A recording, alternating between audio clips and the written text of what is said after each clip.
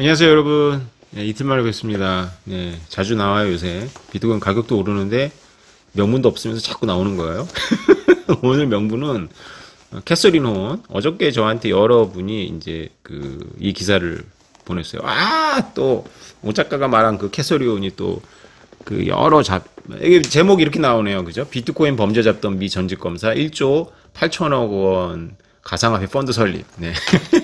이번에 4월에 방영될 그 EBS, 제가 왜 자꾸 강조하냐면 EBS에서 혹시 경영자들이 방영을 여러 가지 정치적 이유로 안 하면 이제 큰일 난다는 거지. 이제 아마 EBS로서 이러서는 새로운 경험을 하실 겁니다. 아마 그거 연기하거나 안 하게 되면 그럴 리는 없겠지만 아마 EBS 불탈지도 몰라요.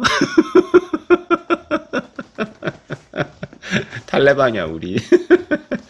12강의 주제 중에 하나가 캐서린 혼입니다. 그래서 아마 어저께 우리 감독님도 저랑 통화는 안 했지만 이 기사를 아마 보셨을 것이고, 오 작가가 또 하나 또 시류에 맞는 거 했네, 이렇게 생각하실 거예요. 네. 캐서린 혼에 대한 심층적인 이야기를 들으시려면 4월 달에 제 EBS 강좌를 들으시면 됩니다. 네. 하여튼 재밌는 분입니다. 얼굴도 미인이시죠? 네. 검사 그만두고 스탠포드에서 비트코인 가르치고 그 다음에 코인베이스 이사하고 그 다음에 호로이치 펀드에서 가장 큰 크립토 펀드의 대표 매니저 하시다가 독립하셔가지고 1조 8천억 원 바로 모았네요. 이게 제 돈이라면 얼마나 좋겠습니까만은 제 돈은 아닙니다. 그래 제가 잭팟을 터트린 것도 아니고. 근데 사실 오늘 영상을 튼 진짜 이유는 저희 아내가 이 배경을 만들었기 때문에 한번 영상 찍으라 그래서 찍는 겁니다. 역사는 이렇게 웃기지도 않는 이유로 이렇게 만들어지는 거죠. 오늘 말씀드리고 싶은 거는 캐서린 홈 검사 이야기랑 연결해서 이게 여러분들 그냥 하나의 우연적인 사건일까요? 제가 마중물 논술이라는 책을 서초도서관에서 제 스스로 학위를 준 다음에 만들었죠. 거기에 나와 있는 과학적 사고, 인문학적 사고, 경제학적 사고, 통계적 사고를 제가 하나씩 뜯어가지고 몇 년이 지난 다음에 이제 인문학적 상상력, 경제학적 상상력, 통계적 상상력, 시스템적 상상력이라는 책을 쓰려고 했습니다.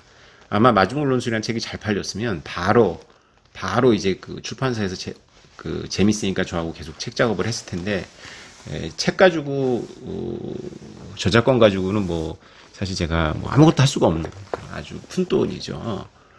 돈이 안 들어오기도 하고 출판사가 손해보기도 하고 그렇습니다. 마중물 논술은 사실은 학생들한테 임팩트는 별로 없었고요. 제 학생들하고는 제가 했으니까 다르지만 전국적으로 논술을 공부하는 학생들한테 임팩트는 거의 없었고요. 학교 선생님들한테 임팩트가 컸습니다. 그래가지고 학교 선생님들이 저하고 마중물 논술 연수를 하시면서 교육청이나 이런 데 제공하지 못하는 논술 재교육 국어 선생님들, 사회 선생님들, 과목 안 가리고 수학 선생님들 전부 이렇게 모이셔가지고 어디 강원도, 제주도에서도 오시고 해가지고 이렇게 저랑 한 5, 6년 같이 공부를 했습니다. 그러다가 이제 그게 사그러든 이유가 이명박 정부가 들어서면서 바로 논술을 죽였죠. 우리가 조국 사태에서도 알 수 있듯이 이상 야릇한 교육 입시 제도를 만들었잖아요. 그러면서 이제 논술을 확 죽였는데, 그래서 제가 이명박 정부에서 논술 때려잡은 당시 교육 관료를 정치인인데 제가 별로 안 좋아합니다. 철없는 이상주의자라고 생각해요. 미국 제도를 그대로 갖고 온 건데 한국 사회에 대한 현실을 이해를 못하는 거죠. 한국 사회가 어떤 사회입니까? 아직까지 우리의 신뢰 수준이라는 것은 명문고등학교의 교무처장인가요? 시험지 다 해가지고 자기 쌍둥이들한테 줘서 그런 신뢰 수준밖에 안 되는 나라에서 좀 하기는 미국에서도 병폐가 많은데 좀 어렵다 라는 생각을 해야 되는데 이상주의자들은 그런 생각 안 하죠. 좋다라고 하면 그걸 이제 이념화합니다. 이념화하고 그것을 종교화하죠. 이상주의자들의 특징이 철들이 없어요. 찐의 울음을 울고 그래야 되는데 다 대학 때 공부만 해가지고 그렇습니다. 대학 때 공부 열심히 하신 분들 죄송합니다. 제가 자꾸 이런 저의 편견이 나오네요. 그래서 이제 제 책 인기가 없었고 이제 그때 선생님들하고 이렇게 교류를 하고 그들 그분들 중에는 지금까지 저랑 교류를 하시는 분들이 계시는데 제가 좌절을 했어요. 그러니까 그 핵심은 마지막 논술의 핵심은 과학적 사고예요. 과학적 사고인데 소크라테스부터 이어지는 그 서양 철학에서 그 과학적 사고를 어떻게 가느냐 이런 거를 이제 학생들한테 하고 그걸 이제 학생들이 가르치라고 선생님들하고 하면서 메타적 사고를 가르친 거죠. 그러니까 선생님들이 각자 전공이 있지만 그 전공의 학문에서 다루는 거에 상위에 있는 사고 체계를 이제 저하고 공부를 한 건데 어느 순간에 보니까 이 정치적인 이슈들이 생길 때마다 과학적 사고 따위는 다 내팽개치고 글로 다 쏠려가는 걸 제가 이렇게 보면서 안 되는구나. 말로는 저를 좋아한다 그러고 막 하지만 전혀 안 된다는 걸 제가 느꼈어요. 진짜 전혀 안 돼. 제로예요, 제로. 그래서 제가 안 할래? 안 한다, 내가 지. 나 혼자 공부하고 히키코모리처럼 이렇게 살겠다 생각을 하고 마침 또 비트코인도 발견, 그 비슷한 시기입니다. 비트코인 발견해서 이제 혼자 열심히 팠는데요. 여러분들 미국에서 그 검사가 이분이 캐서린 혼이 예쁘건 예쁘지 않건 KT라고 부르건 캐서린이라고 부르건 이분이 1조 8천억짜리 펀드를 설립했건 안 했건 이 사건 자체가 중요한 게 아니죠. 이거를 시스템적으로 봐야 된다는 겁니다. 시스템적으로. 그걸 이제 코엑스의 오늘의 주제인데요. 제 댓글 보니까 이제 거북선에 대한 혐오감, 제가 이제 여러분들 유튜브 동영상을 보면 북한에서 그 장군님 축지법 쓰신다라는 노래가 있어요. 우리 장군님 축지법 쓰신다라는 막 노래가 막 나오고 그걸 제가 제 막내딸한테 이렇게 보여줬습니다. 2년 전에. 보여주니까 우리 막내딸이 깔깔깔깔 웃는 거예요. 여러분들 한번 보세요. 그러고 나서 제가 우리 막내딸한테 거북선이 이런 거야 라고 얘기했더니 우리 막내딸이 엄마 아빠가 거북선을 모욕했어 하니까 우리 아내가 너 아빠 말을 한 귀로 듣고 한 귀로 흘려 막 이렇게 하고 그 누나하고 언니하고 오빠는 아빠가 말하는 거 학교에서 얘기하면 왕따 된다 뭐 이런 제가 이제 우리 집에서 그런 분위기인데 그런 분들이 많이 계시죠. 제가 공부를 전혀 안 하고 떠든다고 생각하시는데요. 제가 이런 책을 읽습니다. What Made New라고 제가 이리 두껍죠. 다 영어입니다. 자, 여러분, 이런 책이 말하는 게 뭐냐면은 전쟁에서 쓰이는 테크놀로지가 어떻게 역사의 방향을 바꾸는지를 이제 얘기하는 거예요. 그러니까 여러분들한테 이게 부담되면 신상목 이분은 이제 강남에서 우동집을 하시는 전직 외교관이신데 제가 이분에 대해서는 서로 사람을 통해서는 알지만 서로 인사 한번 하고 서로 대화한 적은 없습니다. 이분은 이력이 되게 특이해요. 외교관으로 계시다가 어느 장소에서 폭탄 테러가 일어났어요. 자기가 조금만 더 일찍 갔거나 뭐 늦게 갔으면 죽는 거였어요. 기억은 잘 안 나요. 그리고 그 사생관을 얻으시고 하고 싶었던 이제 우동집을 하시면서 책을 쓰시죠. 이분도. 네. 서초 도서관 학파랑 비슷한 분이에요. 이분 책이 대체로 좋은데요. 학교에서 가르쳐주지 않는 세계사가 그 서양의 그 한포가 그 총 있죠. 그것이 어떻게 돌아서 이제 임진왜란까지 만들고 뭐 이러면서 이제 우리나라 역사도 이렇게 송두리째 바꾸는지를 이제 대중적으로 재밌게 쓰셨습니다. 이 책은 좀 전문적이죠. 두껍고 저도 여러 번 시도하고 한 번 읽는데 너무 고생하고 어려운 단어 너무 많이 나오고요. 그래도 한 두어 번 읽은 것 같습니다. 이 책을 보면 제가 이번 코엑스에서 그 얘기를 좀 잠깐 할 건데요. 1905년도에 그 러일 전쟁 때 드디어 철강으로 만든 스틸 배, 그러니까 철강 배들 간의 교전이 역사적으로 처음 일어납니다. 그전에는 여러 번 시도를 했어요. 사람들이 상상을 했는데 바다에서 대회전이 1588년 넬슨이 했던 그런 회전 이후에 목선이었죠, 그 당시에. 프랑스하고 영국이 이제 해상, 대항해 시대 때를 경쟁하면서 철갑을 이제 두르는 배를 고민을 했는데, 너무 느린 거예요, 무거우니까. 그리고 실제로 남북전쟁 때, 스웨덴이나 이런 데서 제작한 그런 배틀쉽을 남부군한테 보내줍니다. 그리고 그래서 북군하고 남국 사이에서도 약간의 스틸쉽, 그러니까 현대전이 되겠죠.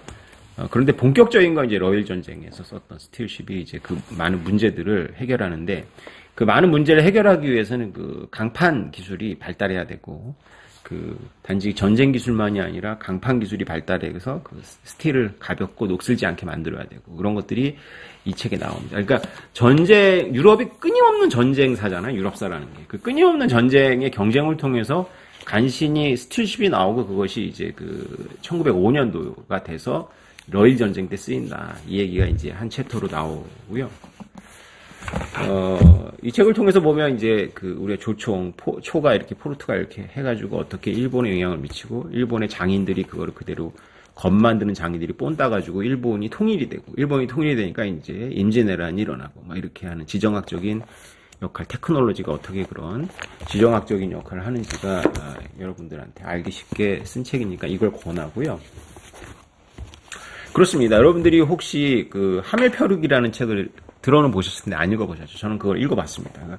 하멜펴루기에 보면 어떤 장면이 나오냐면 하멜펴루기가 이제 탈출기거든요. 조선에서 어떻게 탈출할 것이냐. 근데 조선이 굉장히 신기술에 우리는 이렇게 우리 선조들에 대해서 신기술에 굉장히 배척적이다라고 생각하는데 아니 전혀 그렇지 않습니다.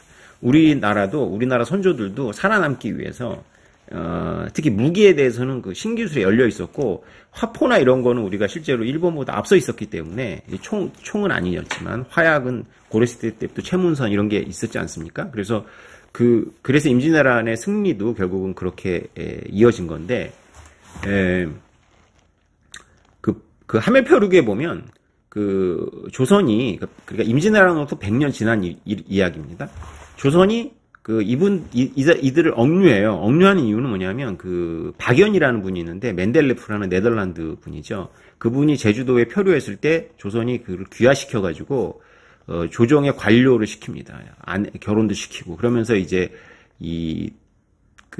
박연을 보내죠. 신문관으로. 그래 막 부둥켜 안고 울고 그러죠. 하멜하고. 그런데 박연도 탈출하고 싶어 했는데 이제 감시망이 너무 촘촘하고. 근데 이제 어떤 장면이 인상적이냐면 하멜펴루기에 보면 청나라의 사신이 오면 이들이 이제 억류되어 있다라는 걸 이제 감추는 거예요. 이 억류되어 있다라는 걸 감추는 이유는 뭐냐면 청나라 입장에서는 지정학적 관점에서 봤을 때 조선이 직접 이렇게 서양의 우수한 그런 뭐 무기나 이런 것들을 이제 습득한다고 생각하면 이제 안 되는 거죠. 그러니까 이제 가리는 거예요. 그런 장면들이 묘사가 됩니다. 그래서 하멜펴루기를 읽으면 그런 거 알 수 있어요. 그러니까 우리나라 선조들께서 우리 선비들이 이 무기 체계에 대해서 관심이 있었고 이 네덜란드나 이쪽 사람들이 화포나 무기, 이 철을 다루는 거거든요, 결국. 그래서 이 철을 다루는 데 있어서 굉장히 뛰어나다라는 걸 알고 억류하고 이런 얘기가 나오는 거죠. 되게 신기한 거예요. 그래서 이제 그게 이제 시스템적 상상력인데 만약에 여러분들이 믿고 있는 거북선이 진짜 철갑선이고 그것이 그렇게 많은 문제를 해결했다면 인더스트리가 있었어야 된다는 거죠. 제 얘기는. 시스템적 상상력에 의하면. 그러니까 100년 후에 하멜펴루기 같은 걸 보면 아니 그런 나라가 100년 후에 겨우 대포의 무쇠잖아요. 무쇠. 별로 이렇게 얇게 만들지도 않은 무쇠에 대한 기술을 얻기 위해서 외국인들을 억류하고 막 청나라 사신한테 숨기고 이거 좀 말이 안 되지 않나요? 그리고 일본 사람들이 이 책을 보면 알겠지만 일본 사람들이 일본도 전국 시대가 오래됐기 때문에 무엇이 전쟁의 게임 체인지를 딱 알아서 포르투갈 상인들한테 총 2자루 얻어가지고 그거를 막 하고 그거 쇼군한테 바치고 하면서 그거를 이제 개량하면서 이제 이 치열한 경쟁 속에서 발달되는 거거든요. 그럼 만약에 그런 일본의 어떤 그런 기질이라면 거북선에 대해서 신화적으로 이렇게 철갑이라는 건 한국 기록이 없어요. 일본 애들의 기록인데 그렇다면 걔네들이 시도를 했을 거란 말이죠. 그걸 어떤 식으로든지 이제 흡수하려 노력을 했겠죠. 일본 애들이 일본 애들이라고 하면 좀 그렇죠. 일본 사람들이 얼마나 그게 강렬하냐면 일본이라는 하나의 나라로라는 개념이라기보다는 하나의 지방 영주들이 하나의 나라여서 만국박람회 같은 데 가면 진해 영주의 깃발을 들고 19세기, 20세기에 다녔단 말이죠. 그러니까 제가 일본 여행을 가고시마 쪽, 그러니까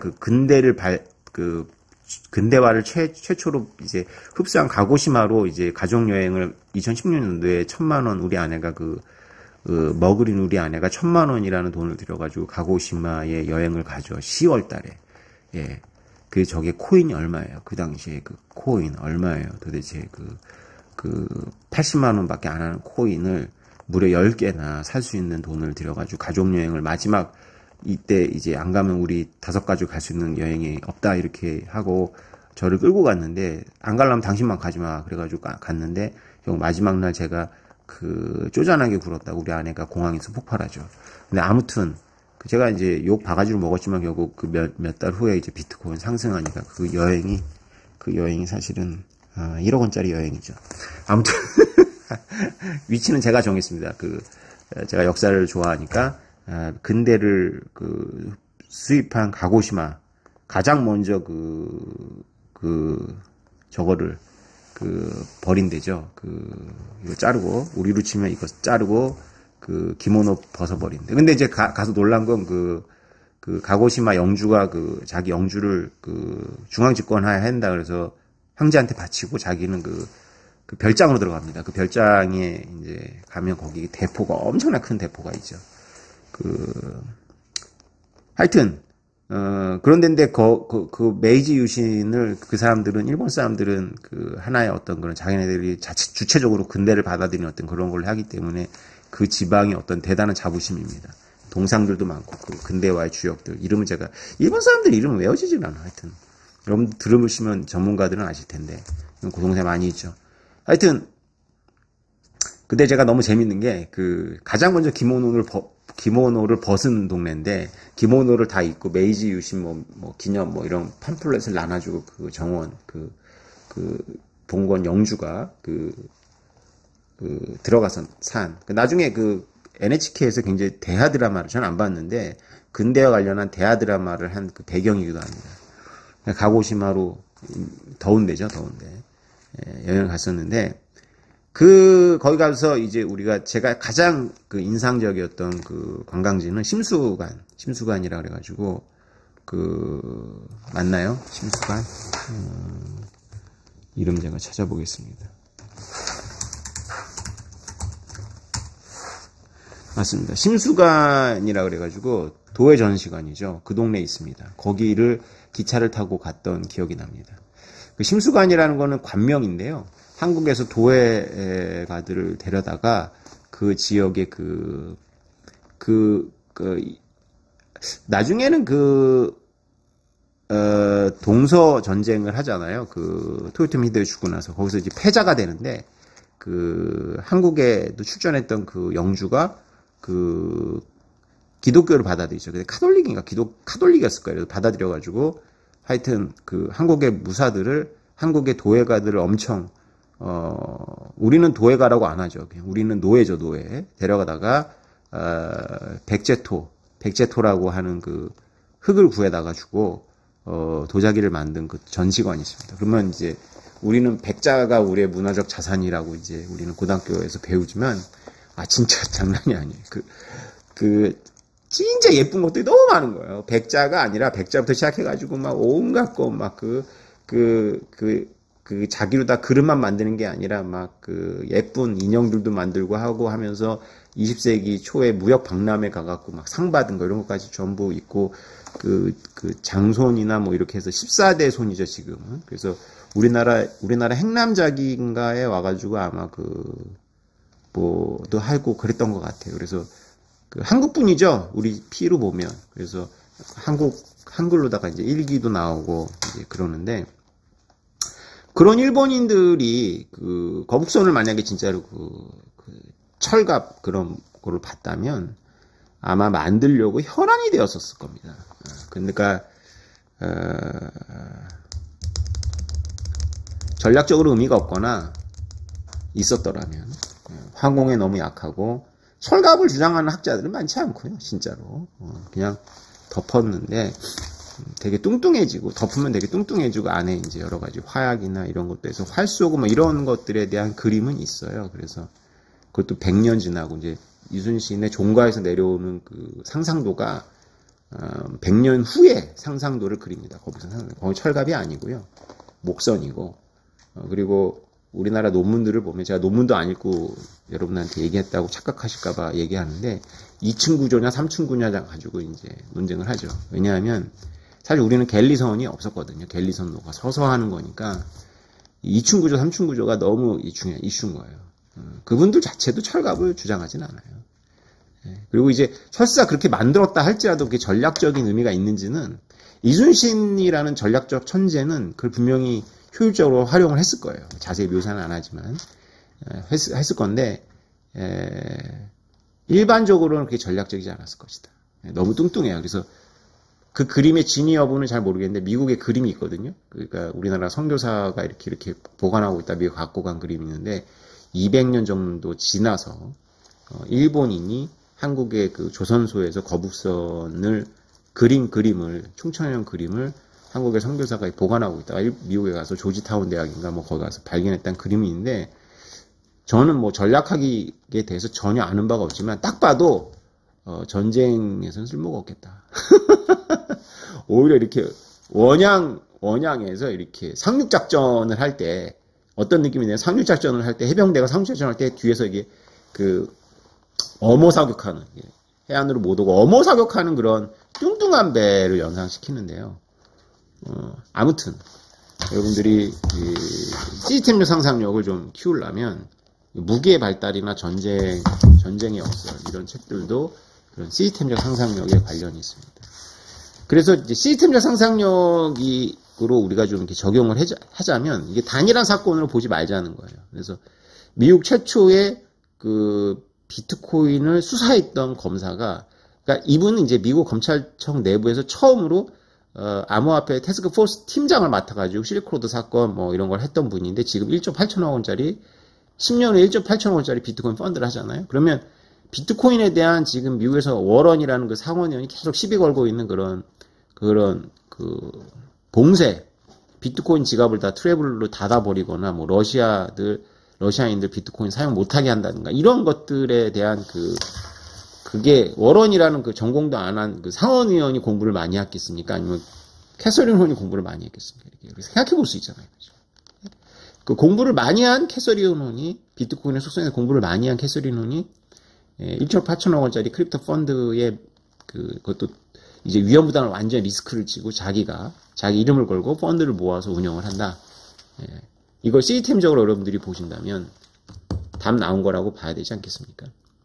그리고 POW하고 POS에 대한 논쟁도 끝났다고 저는 보는 거예요. 왜 그러냐면 이제서야 드디어 POS를 막 주장하고 하시던 분들도 지정학적인 암호화폐를 이제 떠드는 글을 쓰는 것 같은데 이제 저처럼 비트코인이라고 얘기 안 하고 암호화폐로 하면서 이제 이더리움이 더 많다라고 이제 은근슬쩍 넘어가는데 여러분 생각해 보세요. 이더리움이 푸스틴의 입장에서 생각해 보면 지금 여러 가지 이제 수출을 봉쇄했다 이거죠.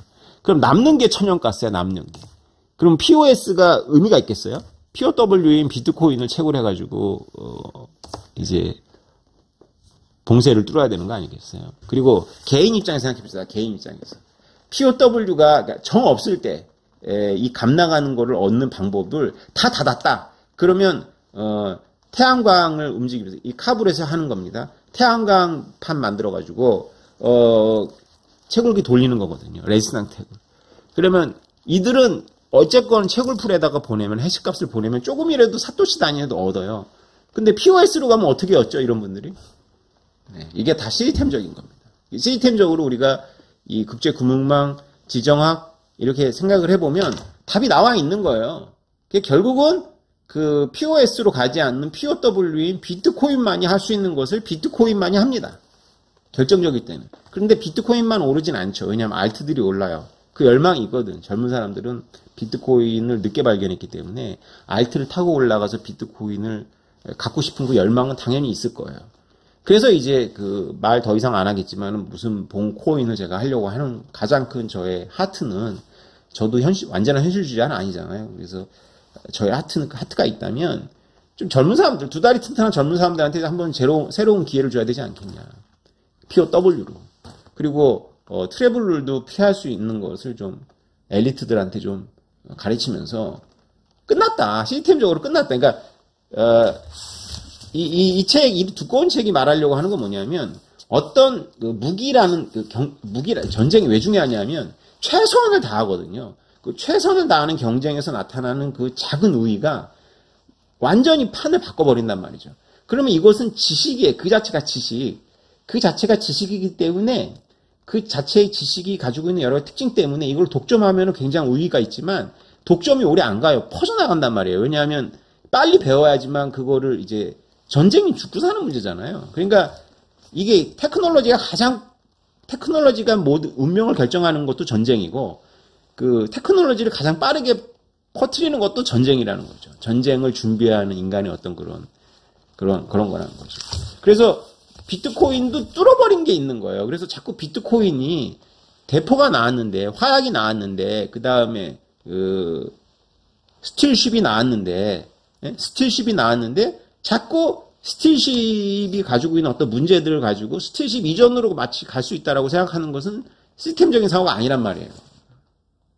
비트코인을 그렇게 봐야 되는 겁니다. POW가 낡은 것 같지만 POW이기 때문에 가능한 거예요. 러시아의 푸틴은. 가스가 남잖아, 가스가. 그리고 가장 영세한 사람들이 결정적일 때 아무것도 없을 때 태양광판 가지고 비트코인은 채굴할 수 있지만 POS는 안 된단 말이에요. 답 나온 거예요. 그러니까. 가장 밑바닥은 POW, 신뢰받는 비트코인입니다. 네, 여러분. 코엑스에서 배워요. 감사합니다.